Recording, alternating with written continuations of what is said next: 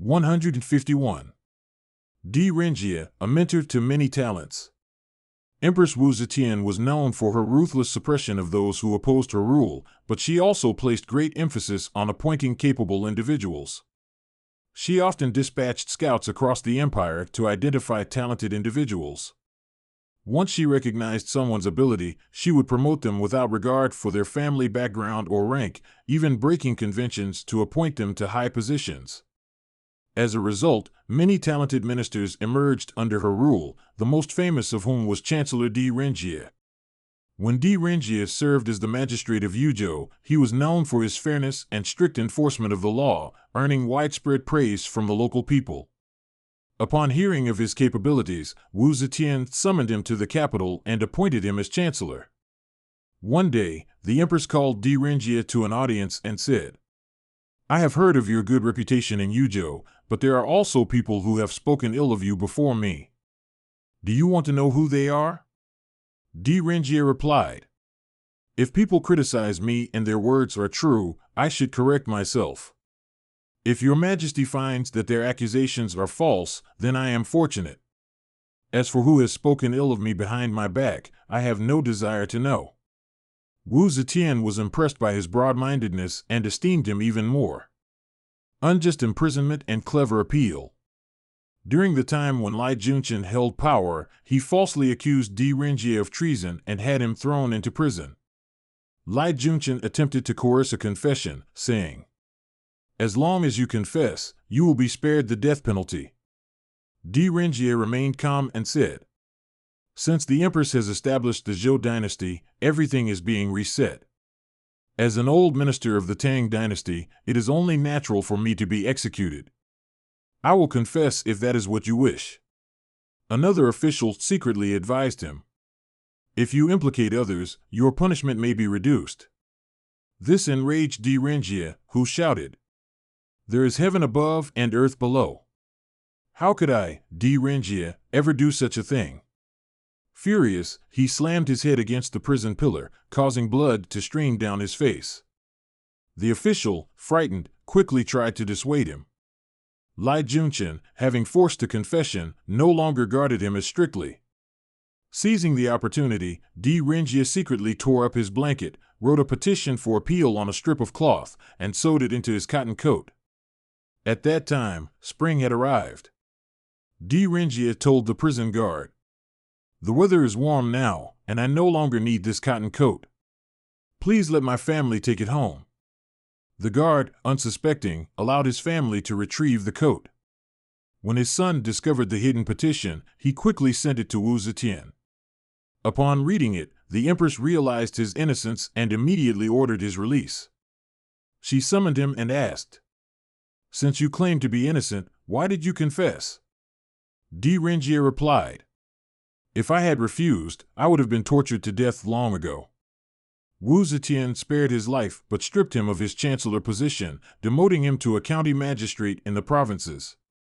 It was only after Lai Junchen's downfall that she reinstated him as chancellor. Recognizing and recommending talent. Before Di Renjie became chancellor, a general named Lu Shirda had strongly recommended him to Wu Zetian. However, Di Renjie was unaware of this and considered Lu Shirda merely a military officer, not thinking highly of him. One day, Wu Zetian deliberately asked Di Renjie, "What do you think of Lu Shirda?" Di Renjie replied, "As a general, he is cautious and diligent in defending the borders, which is commendable. But I don't know if he possesses any special talents."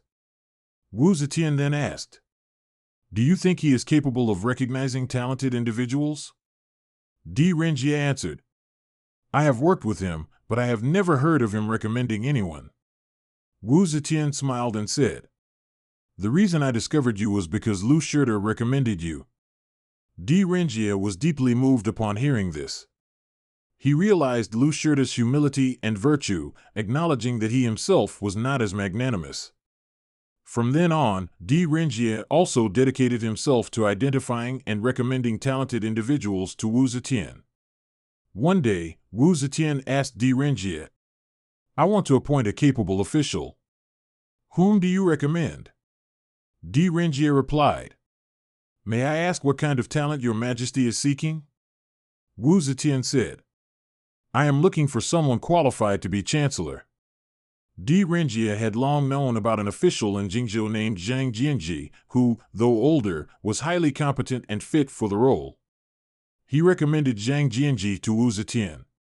She accepted his recommendation and initially appointed Zhang as the administrative officer of Luozhou, modern-day Luoyang. A few days later, when Di Renjie attended court, Wu Zetian brought up the matter of talent recruitment again.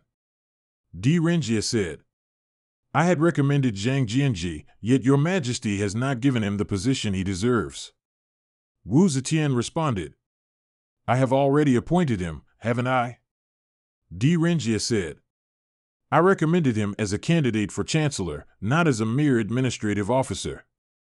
Hearing this, Wu Zetian promoted Zhang Jianji to the position of vice minister, and later, he was appointed as chancellor. Over time, Di Renjie recommended dozens of capable individuals, many of whom became prominent ministers. These officials deeply respected him and regarded him as their mentor. Someone once remarked, all the great officials of the empire have emerged from Chancellor Di's guidance. Di Renjie humbly responded, this is nothing special. Recommending talent is for the sake of the nation, not for my personal gain. Legacy of a great statesman. Di Renjie lived to the age of 93. Wu Zetian held him in great esteem, calling him Wolao, elder of the state. Though he requested retirement multiple times, Wu Zetian never approved it. After his passing, she often lamented, why did heaven take my elder of the state away so soon? Di Renjie's legacy lived on through the countless officials he mentored, shaping the governance of the empire for years to come. 152. Zhang Yu refuses to give false testimony. After Di Renjie passed away, Wei Yuanzhong became chancellor. During this time, Empress Wu Zetian heavily favored two officials, Zhang Changzong and Zhang Yizhi. These two brothers held immense power, and all officials in the court treated them with great deference. However, Chancellor Wei Yuanzhong did not regard them highly. Wei Yuanzhong was known for his unyielding nature. During the reign of the notorious officials Zhou Xing and Lai Junchen, he was falsely accused and exiled 3 times, once narrowly escaping execution. Despite this, he never submitted to oppression. Later, as the governor of Luozhou, he punished one of Zhang Yizhi's servants, who had been abusing his master's influence to harass the people of Luoyang.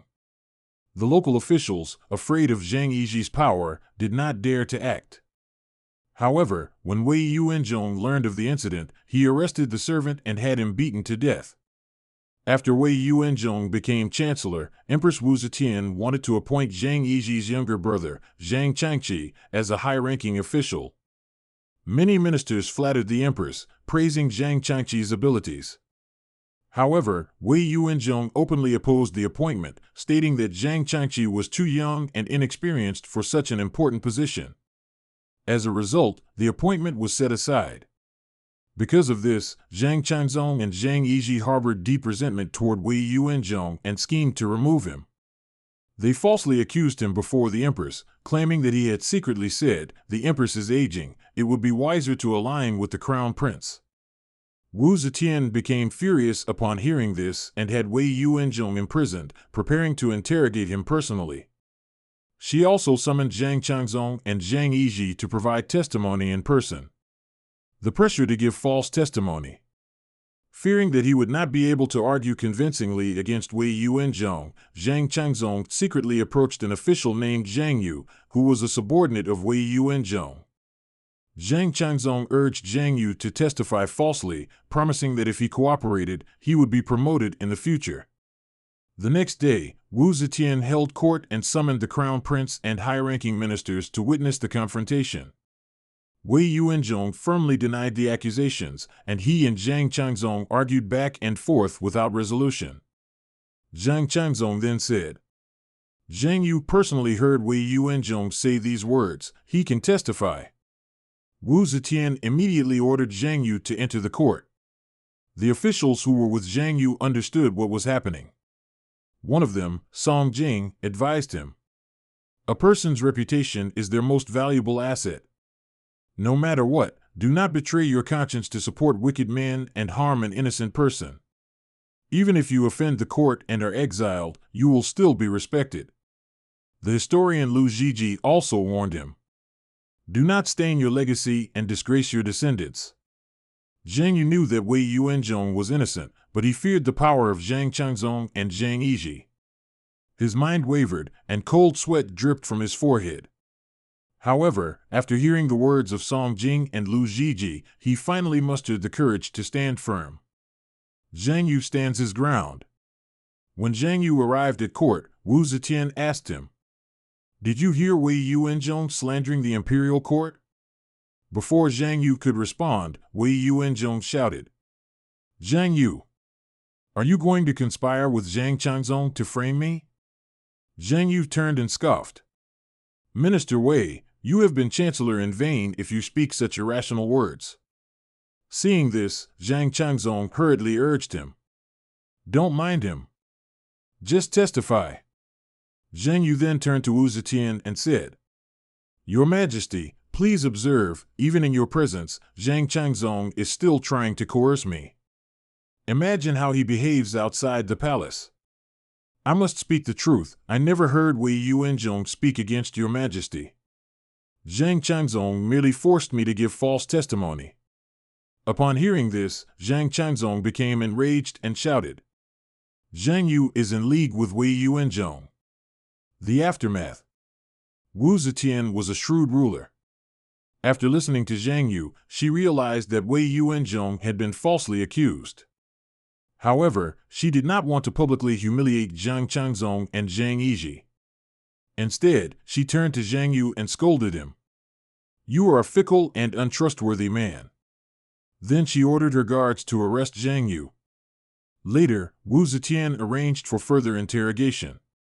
However, Zhang Yu remained steadfast and insisted that he had never heard Wei Yuanzhong speak treasonous words. Although she found no evidence of treason, Wu Zetian still dismissed Wei Yuanzhong from his chancellor position and sentenced Zhang Yu to exile. The fall of Zhang Changzong and Zhang Yizhi. In 705 AD, Empress Wu Zetian fell seriously ill. Seizing the opportunity, her nephew Wu Sanci colluded with Zhang Changzong and Zhang Yizhi to control the government. However, the Chancellor Zhang Jianji, along with several officials, saw their chance. They took control of the imperial guards, arrested Zhang Changzong and Zhang Yizhi, and had them executed. They then restored Emperor Zhongzong of Tang to the throne. Not long afterward, the once mighty Empress Wu Zetian passed away, marking the end of her reign. 153. Yao Chang's campaign against locusts. After Emperor Zhongzong of Tang was restored to the throne, his wife, Empress Wei, seized power and heavily relied on Wu Sanci, plunging the court into chaos. In 710 AD, after Zhongzong's death, Li Longji, the son of Emperor Ruizong, led a coup, killing Empress Wei and restoring his father to the throne. 2 years later, Ruizong abdicated in favor of Li Longji, who then became Emperor Xuanzong of Tang. When the young Emperor Xuanzong ascended the throne in his 20s, he was determined to revive the golden age of Emperor Taizong. He appointed Yao Chong as chancellor, who quickly set about reforming the government, bringing order to the chaos left by Emperor Zhongzong's reign. Under their leadership, the Tang dynasty once again entered a prosperous era. The Great Locust Plague. During this time, a massive locust plague struck Hunan and other regions. Swarms of locusts darkened the sky, blocking out the sun as they passed. Wherever they landed, the crops were devoured completely, leaving the land barren. Lacking scientific understanding, people at the time believed the plague was a divine punishment. Some opportunists spread superstitions, leading people across the country to burn incense and pray to the gods, hoping to ward off the disaster. Despite watching their fields destroyed, they felt helpless against the locusts. As the situation worsened and more regions were affected, local officials had no choice but to report the crisis to the imperial court. Yao Chang's plan to eradicate locusts. Chancellor Yao Chong submitted a memorial to Emperor Xuanzong, stating that locusts were merely pests and could be controlled. He proposed that if officials and commoners united in efforts to exterminate them, the disaster could be mitigated. Emperor Xuanzong, who trusted Yao Cheng deeply, immediately approved his proposal. Yao Cheng issued an order instructing the people to light large fires in the fields at night. Attracted by the flames, the locusts would fly toward the fire, making it easier to kill them in large numbers. Additionally, pits were to be dug along field borders to trap and burn the locusts. While most officials followed the order, the governor of Bianzhou, modern-day Kaifeng, Hunan, and Iruoshui, refused to implement it. He submitted a memorial arguing that locusts were a natural disaster beyond human control and that the only way to end the plague was through moral cultivation and virtuous acts. Yao Cheng was infuriated by Iruoshui's response. He sent a strongly worded letter rebuking him, warning that if he failed to act and famine ensued, he would be held responsible. Fearing the consequences, Iruoshui reluctantly followed the chancellor's orders. The method proved highly effective, and in Bianzhou alone, 140,000 carts of locusts were exterminated.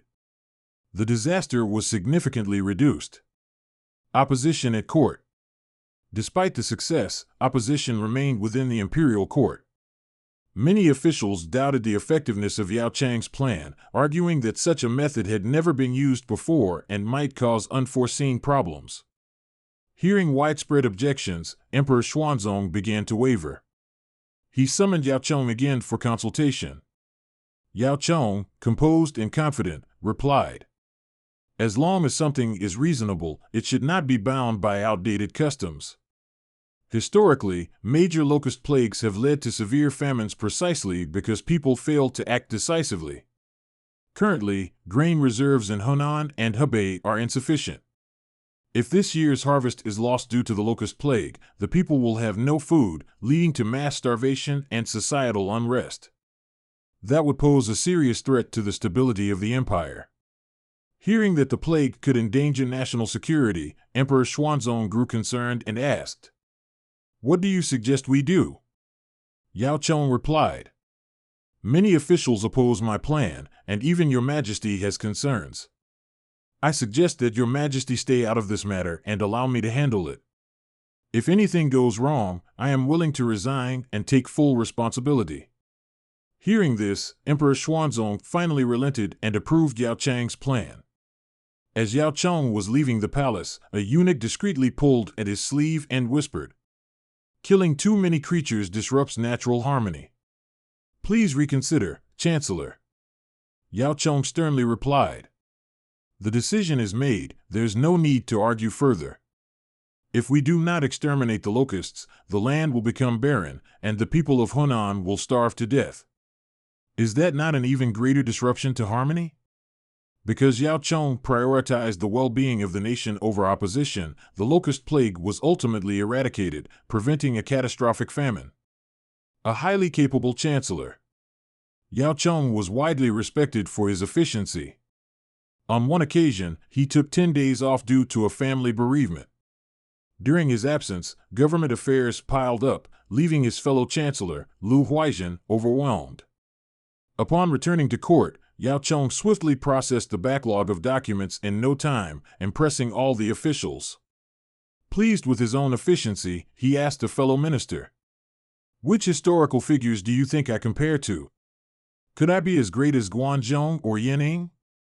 The official replied, "Perhaps not on the same level as Guanzhong or Yanning, but you can certainly be called the chancellor who saved the era. The prosperous Kaiyuan era." During the first 20 years of Emperor Xuanzong's reign, he not only appointed Yao Cheng but also entrusted other distinguished chancellors such as Song Jing, Zhang Yu, Han Xiu, and Zhang Jiuling. He was open to their advice and implemented several policies that strengthened the economy. As a result, the Tang dynasty flourished. The imperial treasury was abundant, and it was said that granaries across the empire were overflowing with grain and textiles. The price of rice and silk in the capitals of Chang'an and Luoyang even dropped due to surplus.